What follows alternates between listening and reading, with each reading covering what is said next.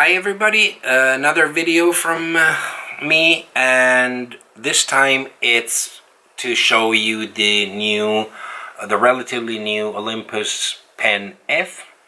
Olympus Germany was kind enough to send me one to test or to try, and I have to say I'm pretty impressed, and I just want to very quickly give you some ideas, my impressions, and some pros and cons that I found with it, and what I think about it for the use that I normally do with of my camera. So it's basically based on travel and street photography, nothing special, nothing oriented to telephoto or something like that. So usually I'm using this is, for example, the 17.5mm that they sent with it. I had the 45mm great lens, and I used the 20mm Panasonic 1.7. And now just let me tell you what I liked about it and a few things that could have been better about it. So first of all, for use as a camera for street photography, travel photography, great. The size is perfect. It's not too small, it's not too large, it's not too heavy, it's not too light. It feels incredibly solid and dense. If I compare it to the X100T that I have, which is a very, very solid little camera, but this one feels denser. So this one almost feels a little bit hollow compared to this one. Not bad, but you know, just the feeling. What can I say? Let me just point out the features that are most talked about with this camera and what I think about them. The creative button in the front. If I do something about colors and things like that, I tend to do it in post-processing. So for me, this button where you can select single colors, shift single colors, enhance or desaturate single color ranges, it's not for me. I switched it to monochrome because like that I get an impression of the results in black and white, which is usually what I end up converting my pictures to, but it's something that I personally could do without. On the other hand, it's not too much in the way, so it doesn't really bother me to have it. Another thing that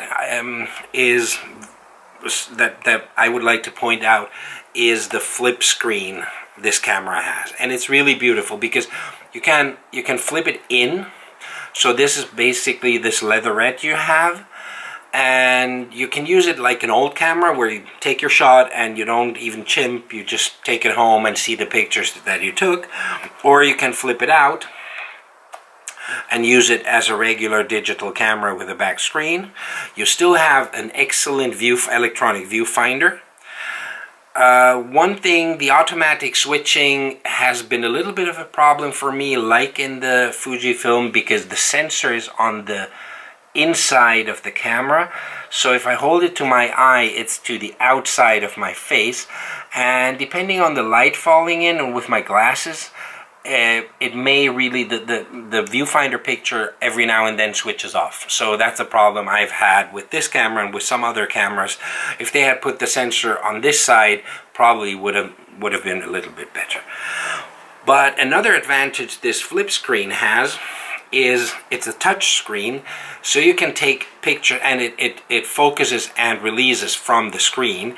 So what you can use it for is basically shoot from the hip, or take a position lying down, sitting down, crouching, and then just control everything from the screen without even having to press the shutter. So you can wait for the right moment and take the picture. You can use it like this, or you can even use it like this. So basically, you flip it to the side at a 90-degree angle, and then you hold the camera. I don't know if it's good for the camera. I hope it's solid enough. And you basically hold it like this and take the pictures like this. Very nice function it has. And now let me just go through some pros and cons. Pros, I have to say, the camera feels incredibly solid. It feels incredibly well built. there's nothing to say about it. Size and weight are perfect. Image quality, pushing up to 24 megapixels, which they did for the Micro Four Thirds sensor, did not harm at all. The image quality is fantastic. Even in low light, I don't feel the camera has any problems compared to sensors with a lower megapixel count. It's definitely up to any situation that you want to put this camera through. Viewfinder and flip screen are great. Viewfinder has this little problem with the sensor. It's a Micro Four Thirds system camera, so you have a wide selection of lenses. I used it with this one with the 17.5 or 17 millimeters. Sorry, the 45 millimeter I own for the OMD M10, and the 20 millimeter Panasonic 1.7. Fantastic, really, really great. Another great thing about this, some people think they don't need image stabilization. This thing has the 5-axis image stabilization. Great, great, great. Because if you use it, say with a 45 millimeter lens, and that's a 90 millimeter equivalent, it does help. For portraits, for anything like that, it really does help, and it works great. What else? Now, some cons. The cons are more within the concept, let's say. The fact that the camera uses a proprietary charging cable, or charging and a connection cable.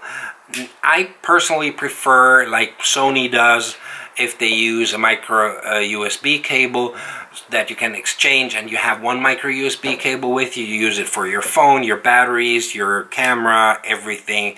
It's just easier. Like this, you have the one cable. If you lose it, if you break it, if you forget it, you're kind of in trouble. So that would have been nice. A camera with this price range, I wish they made them weather sealed. It's a camera that you use for street photography, you use outside, maybe not in the toughest conditions. It's not a camera you might take to the jungle or to take wildlife pictures, but it's a camera you have hanging around your neck under any weather conditions. So you might prefer to have it weather sealed, at least slightly weather sealed, so you're not panicking when a few drops fall down. The menus, Olympus is kind of has these menus that you have to get used to.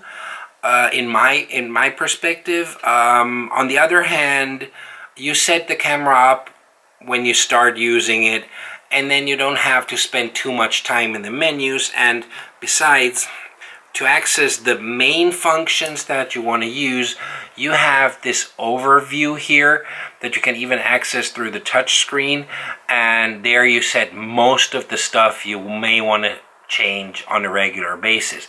For everything else, you may have to go into the menu, but it doesn't really happen too often. And for some things, like the important things like exposure compensation, ISO and white balance, and flash settings, things like that. The camera doesn't have a built-in flash, but it comes with a little, I don't have it here, with a little flash that you can put on top. There's a hot shoe here, and it draws the energy from the camera.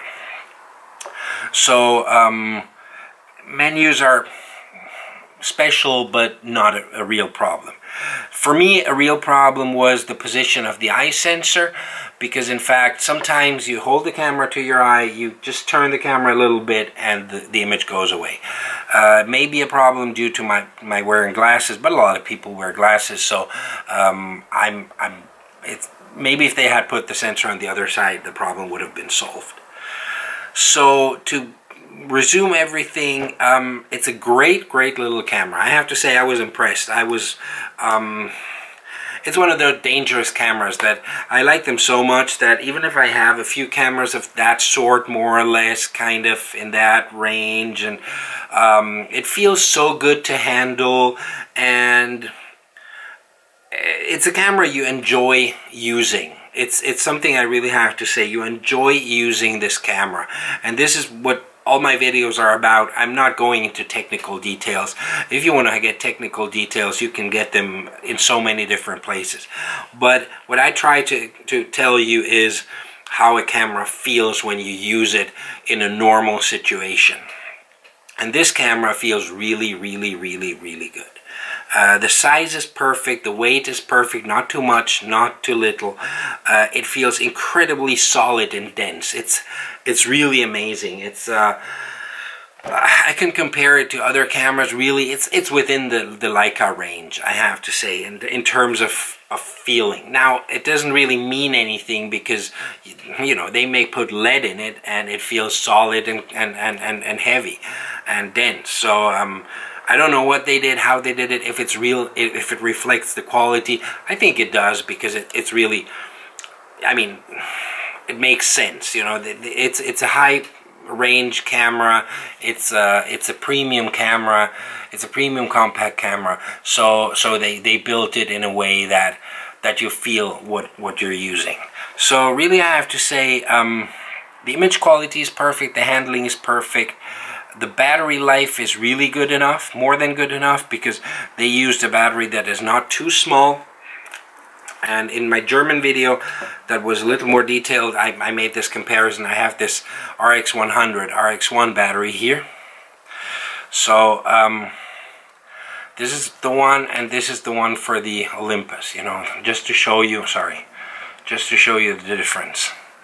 Now there's a lot more energy in this one. I don't know if you can, well, I don't know, who cares. 1000 milliamp hours, and this one is, or actually 1220, so not so much more. I don't know, it just, at the end of the day, I hardly ever had a drained battery. I mean, there was still enough energy, so either it uses less or the battery is more than enough.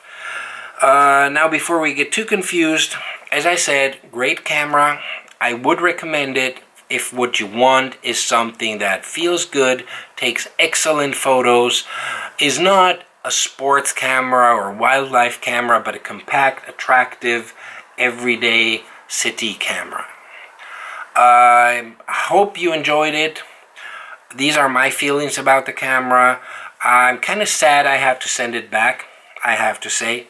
And maybe, who knows, maybe in exchange for some other camera. I wouldn't know what I would like to give away right now, but it might be a camera that may end up in my collection quite soon. So thank you very much. Hope I could give you a first overall impression of the Olympus Pen F. And if you like my video, like it. If you like my videos in general, subscribe, and hope to see you here soon. Thanks a lot. Bye-bye.